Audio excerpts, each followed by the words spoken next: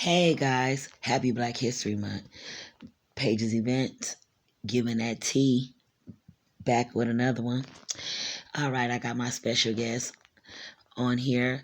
Me and my daddy, we had a conversation and I decided to record it. He didn't mind. I felt like because he's older and he has more of an insight, he can give more of an understanding on, the older people part and what we've been seeing throughout the years and what he's seen throughout his years. He's 65 years old. We're in the midst of a conversation. We were talking on the phone, and I just decided to record it. All right, here we go. Kill the nigga, right? But guess who she was talking about? You. Me. Kill me. Wow, Dad. That's crazy. Tiffany, I never, say anything really, really bad about my family. See? But do you know where Tanya mind was? Is that she was going to pimp Marie out to whatever niggas that was coming by her pad to get high or to buy drugs, you know what I mean? That she was going to put Marie on Front Street. Wow. See? That's crazy.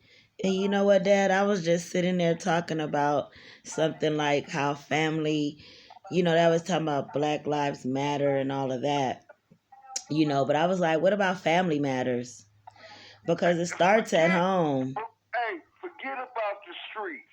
It's one thing, Tiffany, that I have done when I was very young, even when I was a teenager. I can't be worried about what goes on in the streets. Right. Because I can't stop it. This is true. You can't stop it. You really can't. And a lot of times people be so caught up in it. I'll call it, excuse my language, Dad, but, I call it nigga shit. I don't want to get caught up in it. It doesn't make any sense. A bandwagon, you always jumping on it, but sometimes you don't even know the full facts of it. Right.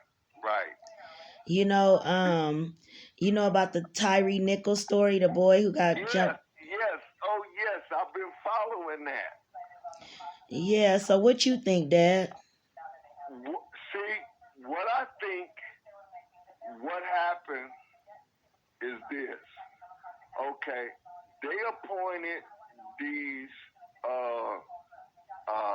They just saying 5 cops, black cops, right? That they put in this black neighborhood called the Scorpions. That's what these black cops unit was called, the Scorpions. Right. Okay.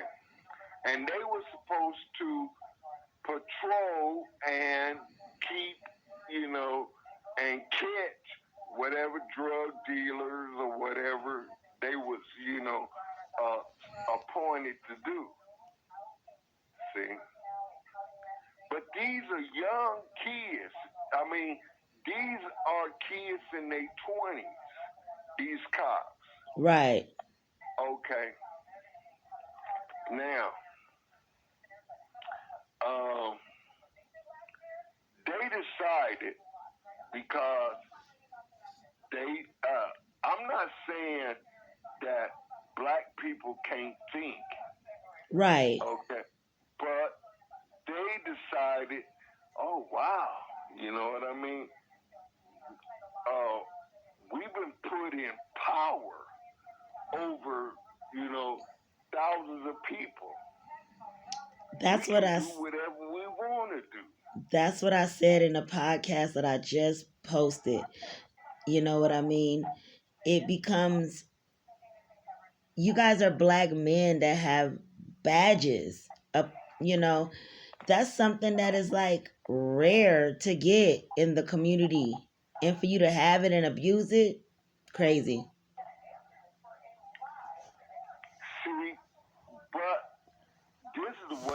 look at it too. See, because it's like they say, it's two sides to a coin. There's a heads and there's a tails. Right. Okay. See, now, I may be wrong, and hey, I wasn't there. I don't know how these guys, but only thing that I know is that the power that they were giving, they was not educated enough. You know what I mean? To know how to deal with that. So they took it to the streets, as they only know. See, they grew up in the streets, decided to become cops, and they took that same mentality and the attitude, and they policing the streets of Philadelphia and the neighborhood that they was assigned to. They took it like they would when they grew up in the streets. This is true. See? See, I didn't even know really what city it was. It was, I got it brought to me from my friend, who helps me podcast, and she kind of like my reporter. And, I brought it up. And the fact that it's right before today is February 1st, Black History, first day of Black History, and for it to happen right before, huh, what do you do with that? Well, that's my, as far as, me thinking personally about the whole situation, Right. is that, the, the black cops that did this to this Nichols kid, he was 29 years old. They just, with, like, I'm going to repeat, how they grew up in the neighborhoods that they grew up in, because it's gangs everywhere, white, black, Chinese, Japanese, it doesn't matter. That's Okay? facts. That is so facts. But they took that same attitude as cops, as the little gang or big gang that they grew up in. They felt or thought that this is how we deal with, see. And the thing about it is that you may not know is that there was a kid in his 20s. He had went and got a pizza, and he was on his way home. The same cops attacked him. It's just lucky that he lived. See, and he tried to report it to the police department, and they ignored him. See, this was 3 days before they killed Nichols. Wow. See, 3 days before they killed Nichols, they had attacked him. See, more and more is coming out about these cops, and that's crazy that we don't know who we have patrolling our neighborhoods with these badges, because once they get the uniform on, it's just, hey, they protect you and you obey them.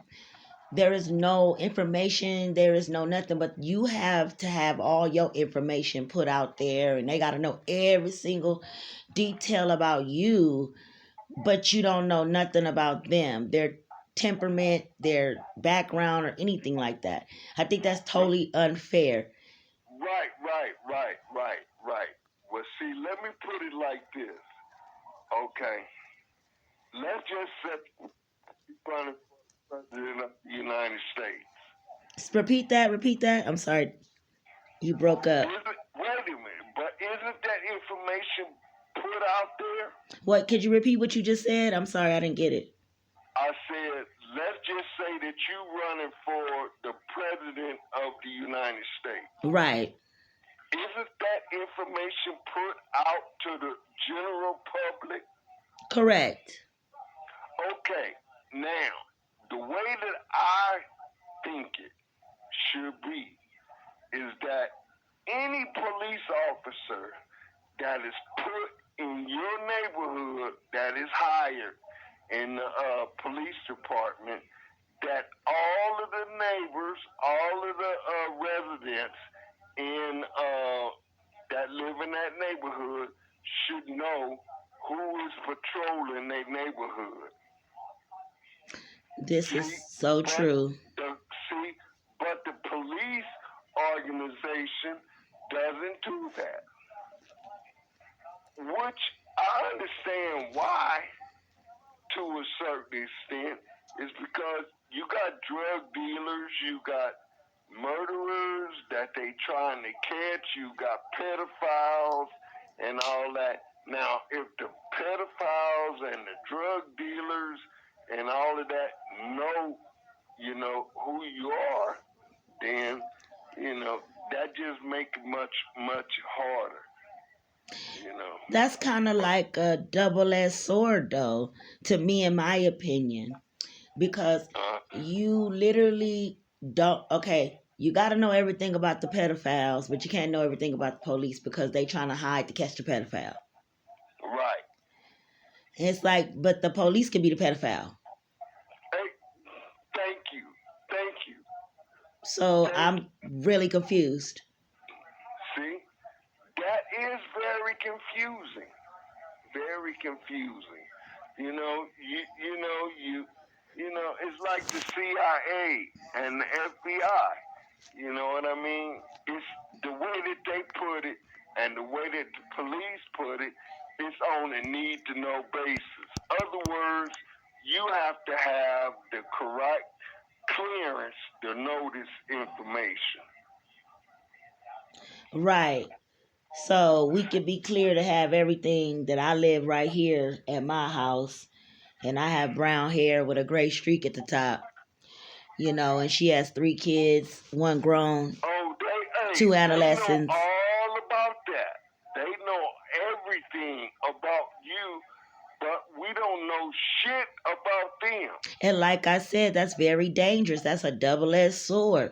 Because they so claim they can be your neighbor. I was just saying that on our before we started our podcast yesterday. The neighbors around you can be the reason, could be the police too. They just put on their uniform and they leave. We ain't looking at them at their doors. We're not paying attention, like they are paying attention. And it's really unfair that we don't know that. It can be fair to be protected or it can be unfair to be unprotected. It's, like I said, it's still a double-edged sword. Nobody can make sense of it, from the end of time. And just like the police department, the FBI, the CIA, you know what I mean? They determine who is worth their time and who is not. Yeah. Let's just say that you live and they know that you live by a pedophile. You know what I mean?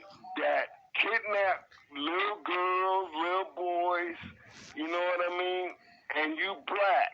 They don't give a shit. All they doing is let him fuck up and attack a white little girl or a white little boy. Oh, now we got to do something about it. But as long as he's doing it to black little kids or Mexican little kids, we don't. You know what? We're not gonna spend the time and money. And that's sad. I just keep saying it's sad because it really is. Because corruption is just everywhere within the whole, everything. It's just everything. You know what I mean? Like I said, Black History Month today. Back in the day, what changed? I think we just got more TVs and more videos to put it more out there. We put on more fancier clothes. We drive more fancier cars. we live in more bigger homes, but it's still out there. And that's just Right. real because people don't realize that they live in a bigger house. They drive a nicer car. They don't have to be ridiculous. But it's in your See, genes. Do you really? I want to ask you that, Dad, and I'm gonna let you go. Do you believe in your genes that the mean streak or the, kind of like the Jeffrey Dahmer thing? Anything that comes within that bloodline, do you feel like it can pop back up? no, I don't believe that. Okay. See, I don't believe that. It's not in the blood. It's in the it's in what you being taught. This is See, facts. see, see. Let me explain this to you, and I'm gonna use animals as an example. You take a wolf dog and you take a lion. Okay. Now you take the lion and the wolf dog that was raised together from birth. Okay.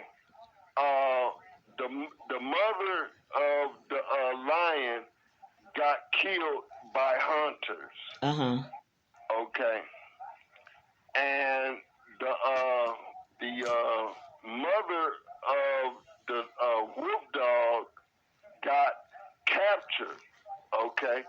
Because the killers of the mother of the lion cub, baby cub, um, her fur was worth money, but the wolf dog mother, was worth money alive to people. Right. Okay, that could put her up on display like a trophy. You know what I mean? But alive. Okay, now the wolf dog and the baby cub gets, and they are raised together. Uh-huh. Okay, they are raised together. Okay, they don't think about what you look like. You know what I mean? Or what you are supposed to do out in the wild. All they know is that they are living and they are having fun together and they are growing up together. Right. The way that the lion cub and the wolf dog puppy looks like, this is my brother, because they both was boys. Right. Okay?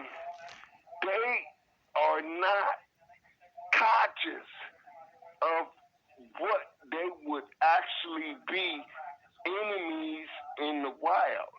All they know is that they alive, they having fun together, and they growing, and they become brothers.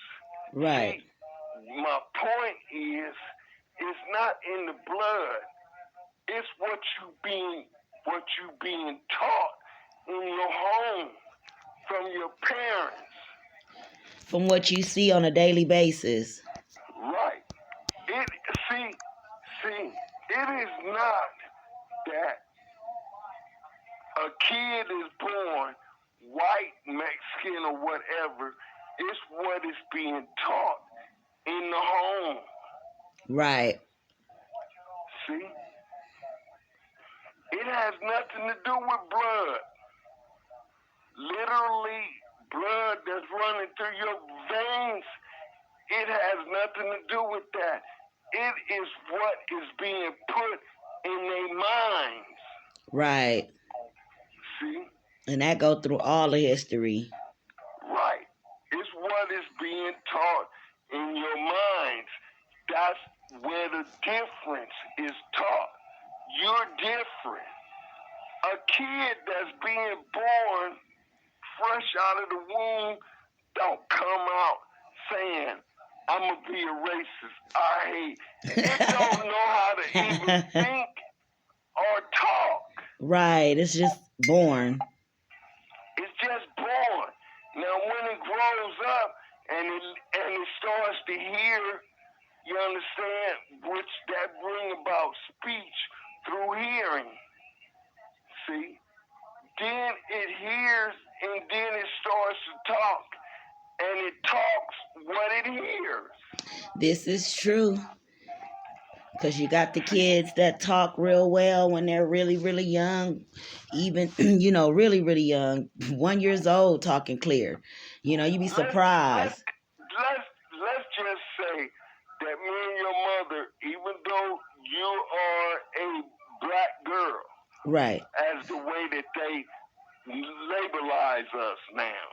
They yeah, used to labelize us as niggas. Okay? Now we're African Americans. Now we're just straight out blacks. See? Okay. Okay. That would, if they called us darkies, oh, it would be a big problem. See? Wow. See? But they call themselves, the white people, as being kind by allowing us to have, some dignity, So they name us once again and again and again and again. Wow. See? Something that they would be comfortable with. This is so true. And we settle. And the darker skinned people settle and keep settling.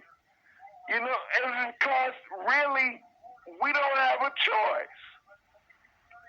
They got the guns, they got the tanks, they got the missiles, they got all that.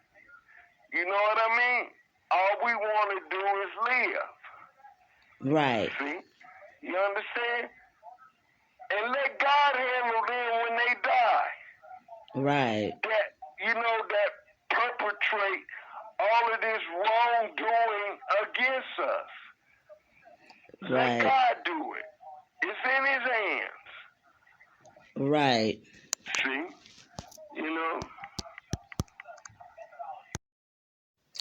Thank you so much for listening to our podcast. I'm going to come back with another one, a second part with me and my dad. He came with a lot of good information on this first part, but he comes with a whole nother level on the second part. Thank you guys for y'all support. Pages events, Black History Month. We will be always posting throughout the whole month.